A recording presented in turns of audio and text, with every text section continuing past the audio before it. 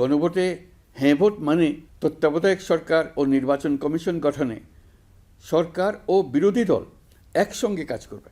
সরকার ইচ্ছামতো সংবিধান পরিবর্তন করতে পারবে না। গুরুত্বপূর্ণ পরিবর্তনের জন্য জনগণের সম্মতি নিতে হবে। এতে আরও বলা আছে, বিরোধী দল থেকে ডেপুটি স্পিকার ও সংসদের গুরুত্বপূর্ণ কমিটির সভাপতিরা নির্বাচিত হবেন। একজন ব্যক্তি সর্বোচ্চ 10 বছরের বেশি প্রধানমন্ত্রী থাকতে পারবেন না। বিচার ব্যবস্থা স্বাধীনভাবে কাজ করবে। সংসদে নারীদের প্রতিনিধিত্ব বাড়বে। ক্ষমতার ভারসাম্য রক্ষায় পার্লামেন্টে একটি উচ্চ কক্ষ গঠিত হবে। আপনার মৌলিক অধিকার আরও সুরক্ষিত হবে। রাষ্ট্রভাষা বাংলার পাশাপাশি অন্যান্য জাতিগোষ্ঠীর ভাষাও সাংবিধানিকভাবে স্বীকৃতি পাবে। দণ্ডপ্রাপ্ত অপরাধীকে রাষ্ট্রপতি ইচ্ছামতো ক্ষমা করতে পারবেন না। সব ক্ষমতা একজন প্রধানমন্ত্রীর হাতে থাকবে না। এবং এরকম আরও কিছু গুরুত্বপূর্ণ প্রস্তাব এর মধ্যে রয়েছে। আমি আপনাদের সকলের প্রতি আহ্বান জানাই, আগামী নির্বাচনে গণভোটে অংশ নেন।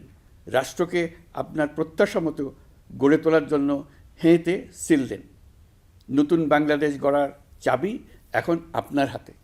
হেঁতে সিল দিলে নতুন বাংলাদেশ গড়ার দরজা খুলে যাবে। হেঁতে আপনি নিজে সিল দেন, আপনার পরিচিত সবাইকে সিল দিতে উদ্বুদ্ধ করুন এবং তাদেরকে ভোট কেন্দ্রে নিয়ে আসুন।